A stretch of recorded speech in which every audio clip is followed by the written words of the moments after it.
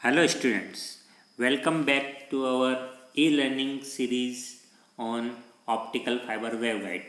Our today's topic is basic principle of optical fiber.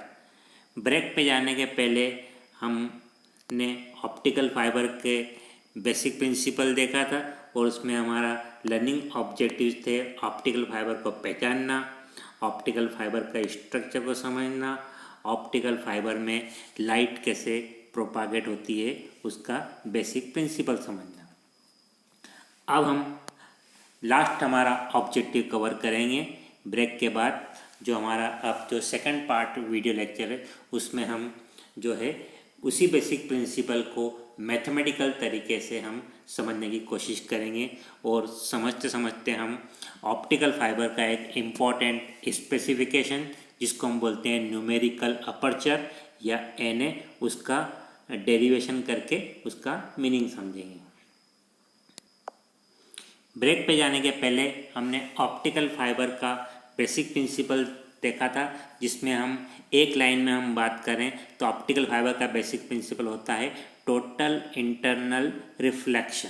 उसमें हमने देखा कि जब लाइट को हम एयर से प्रोपागेट करेंगे ऑप्टिकल फाइबर में तो कोर में जाएगी, कोर में जाने में वह कोर में टोटल इंटरनल रिफ्लेक्शन के प्रिंसिपल से वह कोर में कन्फाइंड होगी। अगर हम एक एंगल से कम एंगल जिसको हम अल्फा एंगल से कम एंगल की हम लाइट इंटर करते हैं तो वो कोर में कन्फाइंड होती है, पर अगर हम एक एंगल से ज़्यादा एंगल की अगर हम लाइट ऑप्टिकल फाइबर में डालते हैं तो वो स्केप कर जाती है लाइट। और हमने देखा था कि लाइट बहुत सारे एंगल से एक साथ जो है ऑप्टिकल फाइबर के एक एंड पे इंटर करती है तो कुछ फोटॉन जो अल्फा एंगल से कम एंगल के डायरेक्शन वाले फोटॉन्स होंगे वो गाइड करेंगे और जो अल्फा एंगल से ज़्यादा एंगल वाले जो होंगे वो स्केप कर जाएंगे। तो इस तरीके से हम जो ऑप्टिकल फाइबर के इनपुट एंड पे हम जो लाइट इंटर करते हैं वो लाइट हमें उसमें कुछ फोटॉन्स या कुछ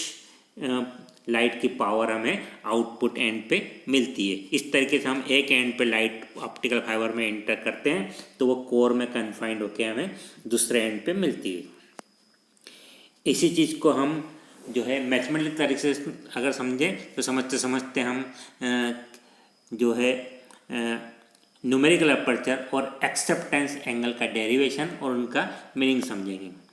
तो वो समझने के लिए अगेन हम देखते हैं ऑप्टिकल फाइबर में कोर क्लेडिंग का स्ट्रक्चर जिसमें एयर से हमारी लाइट इंटर हो रही है, कोर पहले कोर में जाती है और फिर कोर क्लेडिंग इंटरफेस पे जाती है बी पॉइंट पर, जहाँ पर हमें टोटल इंटरनल रिफ्लेक्शन होके लाइट हमारी कोर क्लेडिंग इंटरफेस के पैरेलल और उससे ज़्यादा एंगल जो जिस एंगल पे कोर क्लेडिंग इंटरफेस पे लाइट पैरेलल हो जाती है उसको हम यहाँ पे थीटा सी नाम दे रहे हैं और उसी को हम ऑप्टिक्स के केस में बोलते हैं critical angle. Means critical angle वो एंगल होता है जिस पे एंगल ऑफ रिफ्रैक्शन 90 डिग्री हो जाता है और क्रिटिकल एंगल से ज़्यादा अगर एंगल पे लाइट बी पॉइंट पर अगर इंटर करेगी तो वो हमारी लाइट जो है कोर में ही रिटर्न आ जाएगी। यही हमारा ऑप्टिकल फाइबर का बेसिक प्रिंसिपल है। इसी को हम मैथमेटिकल तरीके से देखने हैं तो सबसे पहले हम ए पॉइंट पे बात करें तो ए पॉइंट जो कि बेसिकली एयर से कोर का इंटरफेस है, ये वाला पॉइंट एयर से कोर का इंटरफेस है। इस पॉइंट पर जो है लाइट हमारी एयर से कोर में जा रही है, मीन्स मीडियम तो चेंज हो रहा है तो डेफिनेटली स्नेल्स लॉ लगेगा। तो यहाँ पर हम स्नेल्स लॉ देख सकते हैं कि N sine alpha equal to N1 sine theta. यहाँ पर alpha is angle of incidence है और थीटा है यहाँ पे एंगल ऑफ रिफ्रैक्शन है। एयर के केस में रिफ्रैक्टिव इंडेक्स की वैल्यू होती है 1, इसलिए हमारी इक्वेशन बन जाएगी sine alpha equal to N1 sine theta. यहाँ पर हम चूँकि डेरिवेशन कर रहे हैं, मैथमेटिक्स कर रहे हैं, तो मैं चाहूँगा कि आप इस तरीके का कॉपी पेन लेकर इस तरीके का एक फ़ोटो बना लीजिए, ऑप्टिकल फाइबर का कोर क्लेडिंग का फ़ोटो बना लीजिए और उसमें अलग अलग एंगल्स के नाम दीजिए। और पहले हम ए पॉइंट पर कॉन्सेंट्रेट करें तो ए पॉइंट पर स्नेल्स लॉ के अकॉर्डिंग इक्वेशन नंबर 1 बन जाएगी।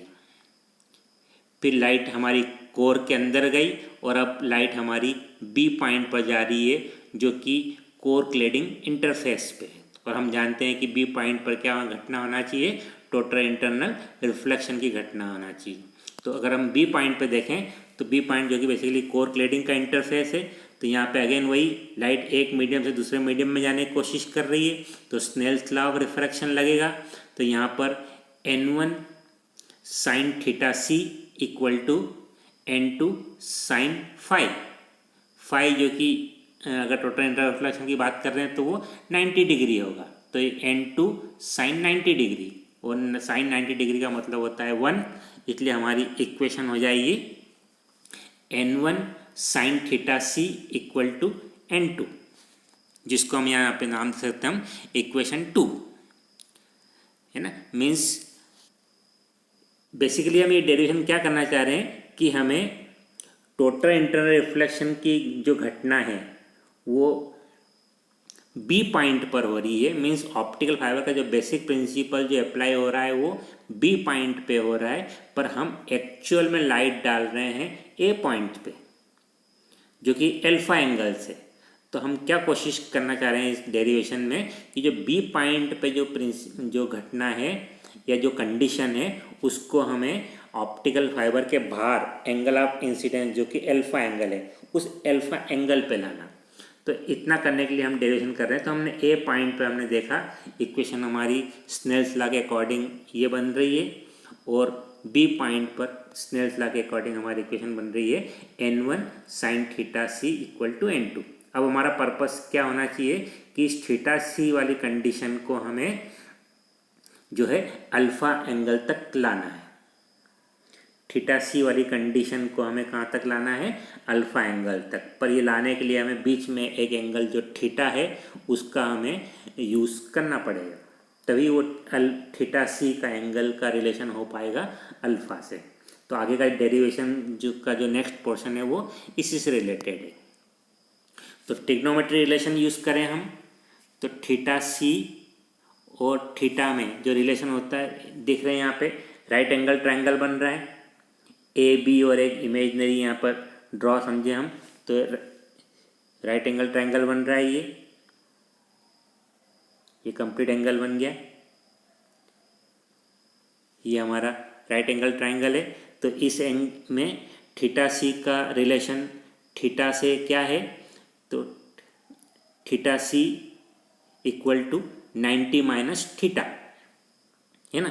ये रिलेशन का हमें यूज़ करने की ज़रूरत क्यों है कि हमें अल्टीमेटली थीटा सी का रिलेशन जो कि हमारा क्रिटिकल एंगल है उस एंगल, या कहें कि हम ऑप्टिकल फाइबर में लाइट गाइड होने की कंडीशन है, तो इस कंडीशन को हमें अल्टीमेटली किस पे लाना है, ये अल्फ़ा पे लाना है।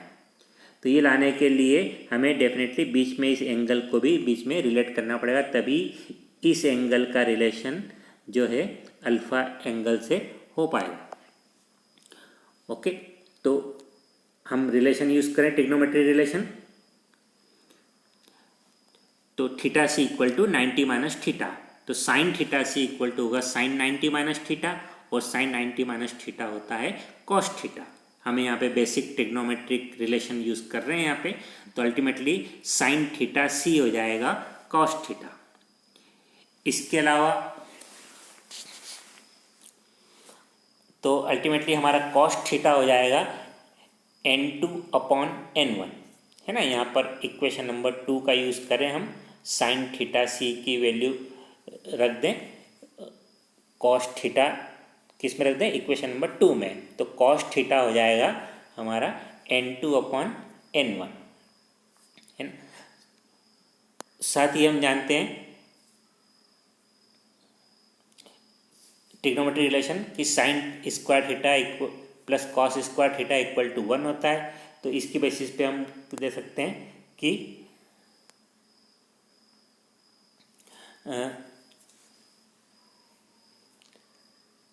साइन थीटा इक्वल टू हो जाएगा 1 माइनस कॉस स्क्वायर थीटा का होल का अंडर रूट। तो इस तरीके से हम देख सकते हैं कि इक्वेशन नंबर 4 बन जाएगी, सिंपल सी मैथमेटिक्स है, यहाँ पे थोड़ा कॉन्सेंट्रेट करेंगे तो इजी हो जाएगा। इक्वेशन नंबर 1 2 3 4 को हम देखें तो अल्टीमेटली साइन थीटा तक आ गया। साइन थीटा इक्वल टू जो है रिफ्रैक्टिव इंडेक्स की टर्म में हम लिख सकते हैं। इस इक्वेशन नंबर 4 को, जो कि साइन थीटा है, उसको हमें इक्वेशन नंबर 1 में रखते हैं तो हमें अल्फ़ा में हमारी इक्वेशन बन जाएगी। ओके, तो साइन थीटा की वैल्यू को हम जो है इक्वेशन नंबर 1 में रख दें तो अल्टीमेटली हमारा एक रिलेशन बन जाएगा sine alpha equal to under root n1 square minus n2 square. ये बहुत इंपॉर्टेंट रिलेशन बन जाता है।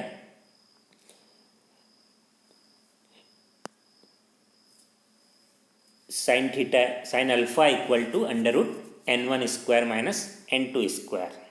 इस वीडियो को पॉज करके आप पूरा समझ सकते हैं कि पूरी मैथमेटिक्स किस तरीके से की गई। सिंपल सी मैथमेटिक्स है, कोई ज़्यादा डिफिकल्ट नहीं है। इसी साइन अल्फ़ा को हम कहते हैं न्यूमेरिकल अपर्चर। तो यहाँ पे देख सकते हैं numerical aperture equal to n1 square minus n2 square का अंडर रूट। तो यहाँ पर हमने बेसिकली क्या किया, हमें टोटल इंटरनल रिफ्लेक्शन की कंडीशन मालूम थी पॉइंट बी पर, जो कि TIR था, और है ना, तो उस कंडीशन को हम लेके पहले हमने थीटा से रिलेशन किया उस चीज़ का, और फिर अल्टीमेटली वापस स्नेल्स लॉ का यूज़ करके हमने अल्फ़ा से रिलेट किया, और ऐसा करके हमने एक डेरिवेशन निकाल दिया, और इसी डेरिवेशन को हमने नाम दे दिया NA, न्यूमेरिकल अपर्चर। तो basically what is numerical aperture? तो न्यूमेरिकल अपर्चर मैथमेटिकली बात करें हम तो numerical aperture equal to sine alpha, और इसी के इक्वल टू होता है under root n1 square minus n2 square. Okay, तो न्यूमेरिकल अपर्चर बेसिकली क्या कहता है? न्यूमेरिकल अपर्चर बताता है कि हमें किसी ऑप्टिकल फाइबर का लाइट गैदरिंग कैपेसिटी बताता है। तो what is the numerical aperture? तो numerical aperture is basically the light gathering capacity of optical fibre. Numerical aperture जो वर्ड है या उसका कॉन्सेप्ट कहाँ से आता है? तो ऑप्टिकल इंस्ट्रूमेंट में हम यूज़ करते हैं। पर्टिकुलर फॉर एग्जांपल बात करूँ मैं तो माइक्रोस्कोप, तो हमें आँख के पास जो इंस्ट्रूमेंट का एक पोर्शन होता है इसको बोलते हैं आईपीस। तो आईपीस का न्यूमेरिकल अपर्चर होता है। तो इसी तरह से जो कि बताता है कि आईपीस की लाइट गैदरिंग कैपेसिटी जो है कैसी है ना, या लाइट ट्रांसमिशन कैपेसिटी कैसी है। इसी तरीके से वही वर्ड हमने यहाँ पर ऑप्टिकल फाइबर में भी यूज़ करते हैं कि न्यूमेरिकल अपर्चर बेसिकली बताता है, numerical aperture of optical fibre basically बताता है light gathering capacity of optical fibre. Numerical aperture की वैल्यू डिपेंड, जैसे फार्मूले हम देख रहे हैं, किस पे डिपेंड करती है? Refractive index of core material and refractive index of cladding material. खास तौर पर दोनों के रिफ्रैक्टिव इंडेक्स के डिफरेंस में डिपेंड करती है। पर यहाँ पर हम देख सकते हैं कि न्यूमेरिकल अपर्चर जो है कोर की या क्लेडिंग की डायमेंशन पे डिपेंड नहीं कर रही है ना। जितना ज़्यादा न्यूमेरिकल अपर्चर होगा मीन्स उतने ज़्यादा एंगल से लाइट आके भी जो है कोर में कन्फाइंड होगी। If more numerical aperture means there are more angles of light at which light will confine in the core of optical fiber। तो बेसिकली न्यूमेरिकल अपर्चर क्या बन जाता है? ऑप्टिकल फाइबर का एक स्पेसिफिक बन जाता है, क्योंकि जब भी हम ऑप्टिकल फाइबर बनाते हैं तो n1 की वैल्यू फिक्स कर देते हैं और n2 की वैल्यू भी फिक्स कर देते हैं। तो n1 n2 की वैल्यू फिक्स करते से ही हमें एक स्पेसिफिकेशन बन जाता है NA, न्यूमेरिकल अपर्चर, जो कि बताता है बेसिकली क्या बताता है? Light gathering capacity. इस न्यूमेरिकल अपर्चर के कॉन्सेप्ट को हम यूज़ करके हम डिफरेंट ऑप्टिकल फाइबर को हम कंपेयर कर सकते हैं। जिसका NA ज़्यादा आएगा मीन्स वो उसमें ज़्यादा एंगल से लाइट जो है कपल हो सकती है, या कहें कि उसमें लाइट आसानी से कपल हो सकती है। और जिसका न्यूमेरिकल अपर्चर कम होगा उसमें लाइट जो है डिफ़िकल्ट तरीके से कपल होगी। फॉर एग्जांपल हमने ब्रेक के पहले हमने जो वीडियो देखा था उसमें प्लास्टिक फाइबर में लाइट हम देख रहे थे आसानी से कपल हो रही थी, और ग्लास फाइबर में लाइट कपल करना आसान नहीं है। तो प्लास्टिक फाइबर का न्यूमेरिकल अपर्चर ज़्यादा होता है और ग्लास फाइबर का न्यूमेरिकल अपर्चर कम होता है। तो बेसिकली न्यूमेरिकल अपर्चर क्या बताता है? Light gathering capacity. ऐसे एक्सेप्टेंस एंगल, एक्सेप्टेंस एंगल जो हमने अभी मैथमेटिक्स में हमने देखा अल्फ़ा, इस अल्फ़ा एंगल को ही हम बोलते हैं एक्सेप्टेंस एंगल। और हमने आपको बताया कि अल्फ़ा वो मैक्सिमम एंगल है जिस एंगल से अगर लाइट जो है इंसर्ट होगी तो लाइट हमारी कोर में बनी रहेगी या लाइट हमारे गाइड होगी, और उस एंगल से ज़्यादा एंगल से अगर लाइट आएगी तो लाइट हमारी एस्केप कर जाएगी। तो एक्सेप्टेंस एंगल जिसको हमने अल्फ़ा नाम दिया था, तो acceptance angle is the maximum angle eight which light remain confined in the core of optical fibre. यहाँ पे हम जो डायग्राम देख रहे हैं इसमें लाइट को समझें हम कि कोन के रूप में आ रही है, मीन्स बहुत सारे एंगल से लाइट हमारी ऑप्टिकल फाइबर में इंटर हो रही है। तो एक्सेप्टेंस एंगल जो यहाँ पे थीटा लिखा हुआ है इस फोटो में, जनरली हमने अभी तक अल्फ़ा नाम दिया था। तो इस एंगल जो बेसिकली ये क्या है कि कोन का सेमी एंगल हो गया। इस एंगल के अंदर अंदर वाले जितने भी एंगल से अगर लाइट आएगी तो सब ऑप्टिकल फाइबर के कोर में रहेगी, पर अगर इस एंगल से ज़्यादा, यहाँ पे जैसे ये बता रखा है ये ए वाला लाइट का डायरेक्शन, तो वो ए लाइट वाला डायरेक्शन जो है स्केप कर जाएगा, है ना, क्योंकि वो एक्सेप्टेंस एंगल से ज़्यादा एंगल से लाइट जो है कोर में अगर इंटर करेगी तो स्केप कर जाएगी। और एक्सेप्टेंस एंगल से कम एंगल, यहाँ पे बी फॉर एग्जांपल बी वाली लाइन एक्सेप्टेंस एंगल से कम एंगल है ये, तो ये लाइट हमारी जो है ऑप्टिकल फाइबर में रहेगी। तो एक्सेप्टेंस एंगल क्या है? मैक्सिमम एंगल है जो कि हमारी लाइट के कन्फाइनमेंट को बताता है। तो अगर एंगल कम रहा तो एक्सेप्टेंस एंगल से कम एंगल की लाइट रही तो लाइट हमारी कन्फाइंड होगी, और एक्सेप्टेंस एंगल से ज़्यादा एंगल की लाइट अगर हमारी रही तो लाइट स्केप कर जाएगी, है ना। रिमेंबर, लाइट हम किसी एंगल से नहीं डालते हैं, हम लाइट तो सभी क्योंकि हम ऑप्टिकल फाइबर में जो है ऑप्टिकल फाइबर का जो एंड होता है उसको लाइट सोर्स के सामने रख देते हैं। तो लाइट सोर्स जो है एक्सटेंडेड लाइट सोर्स होता है, सभी एंगल से लाइट जो है फाइबर में आएगी, है ना, कोर में इंटर करेगी, पर जो एंगल एक्सेप्टेंस एंगल से कम होंगे वो एंगल की लाइट कन्फाइंड होगी, और जो एंगल एक्सेप्टेंस एंगल से ज़्यादा होंगे वो लाइट हमारी क्लेडिंग में चली जाएगी, और क्लेडिंग की लाइट को हम क्या बोलते हैं? लाइट स्केप कर जाएगी।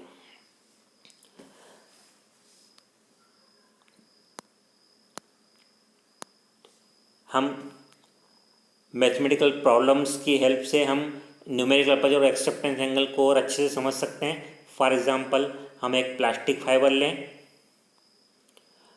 प्लास्टिक फाइबर का जैसे मैंने पहले बताया कि कोर का रेफरेंस इंडेक्स N1 होता है जिसकी वैल्यू 1.4 ले लें। क्लेडिंग का रेफरेंस इंडेक्स को 1.3 ले लें। तो कोर और क्लेडिंग के रिफ्रैक्टिव इंडेक्स की डाटा से हम कैलकुलेट कर सकते हैं कि एक्सेप्टेंस एंगल कितना होता है और न्यूमेरिकल अपर्चर कितना होता है। फार्मूला हमें पता है। फार्मूला एक्सेप्टेंस एंगल और न्यूमेरिकल अपर्चर का फार्मूला जो है कोर क्लेडिंग के रेफरेंस इंडेक्स पर डिपेंड करता है। तो हम वैल्यू को इस फार्मूले में रखें तो प्लास्टिक फाइबर का न्यूमेरिकल अपर्चर करीब करीब आता है 0.5, और 0.5 को अगर हम समझें तो हमारा एक्सेप्टेंस एंगल की वैल्यू आएगी 30 डिग्री। मीन्स अगर ये डाटा का प्लास्टिक फाइबर है 1.4 और 1.3 रिफ्रैक्टिव इंडेक्स का अगर प्लास्टिक फाइबर है तो उसमें एक्सेप्टेंस एंगल, न्यूमेरिकल अपर्चर तो 0.5 आ गया, पर सिंप्लिसिटी के लिए एक्सेप्टेंस एंगल 30 डिग्री आया। मीन्स ऑप्टिकल फाइबर में जो एक्सिस से एंगल मेज़र करना है फाइबर एक्सिस से, तो 0 से लेके 30 डिग्री तक के एंगल की अगर जो एंगल की जो लाइट होगी या जो फोटॉन 0 से लेकर 30 डिग्री तक के एंगल से अगर फाइबर में इंसर्ट करेंगे, प्लास्टिक फाइबर में, तो वह फाइबर के कोर में बने रहेंगे और 30 डिग्री से ज़्यादा एंगल, 31 डिग्री, 32 डिग्री या इवन 90 डिग्री तक, 30 डिग्री से ज़्यादा एंगल की लाइट अगर फाइबर में जाएगी तो अंदर तो जाएगी, पर वह कोर क्लेडिंग इंटरफेस पर जाके क्लेडिंग में पेनिट्रेट कर जाएगी, जिसको हम बोलते हैं हमारी लाइट जो है स्केप कर गई।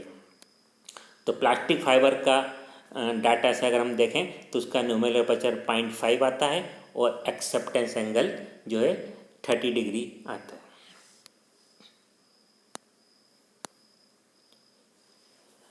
जैसा कि हर वीडियो लेक्चर के बाद आपको असाइनमेंट कंप्लीट करना है, तो आपको एक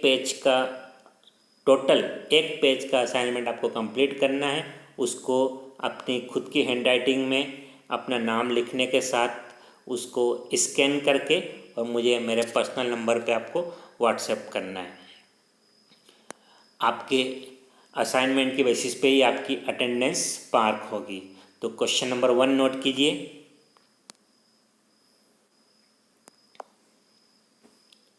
in one word right principle of optical fibre. In one word right principle of optical fiber. Question number 2. What is difference between core and cladding of fiber? What is difference between core and cladding of optical fiber? Question number 3. For a glass fiber with following data या parameters, N1 equal to 1.4, यहाँ पे correction कीजिए, N1 equal to 1.4 पर N1 equal to 1.46 लिखिए आप, और N2 equal to 1.455 लिखिए।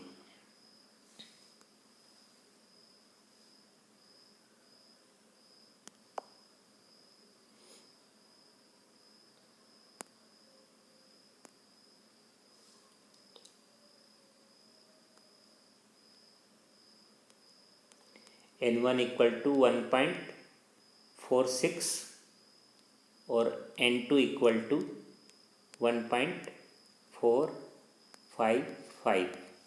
Question number 3 के डाटा में N1 N2 की वैल्यू ये लिखिए। वो जो डाटा गलती से लिखा गया है वो प्लास्टिक फाइबर का बेसिकली डाटा है। तो अब ये ग्लास फाइबर का डाटा, क्योंकि ग्लास फाइबर में कोर और क्लेडिंग में जो डिफरेंस जो है ज़्यादा नहीं होता है, लगभग सेम ही 1.46 और 1.455 है ना, लगभग सेम है। बट फिर भी अगर हम देखें ध्यान से तो N1 ज़्यादा है और N2 कम है, तो कोर का इंडेक्स ज़्यादा है, क्लेडिंग का कम है। ये वैल्यू रख के जो है आपको असाइनमेंट क्वेश्चन नंबर 3 कंप्लीट करना है। तो ग्लास फाइबर में N1 और N2 की वैल्यू दी हुई है और आपको क्या कैलकुलेट करना है, न्यूमेरिकल अपर्चर और एक्सेप्टेंस एंगल कैलकुलेट करना है।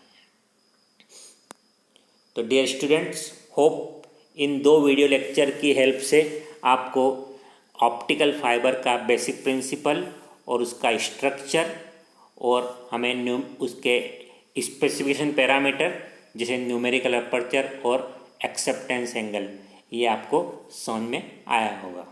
Thank you for watching my both videos.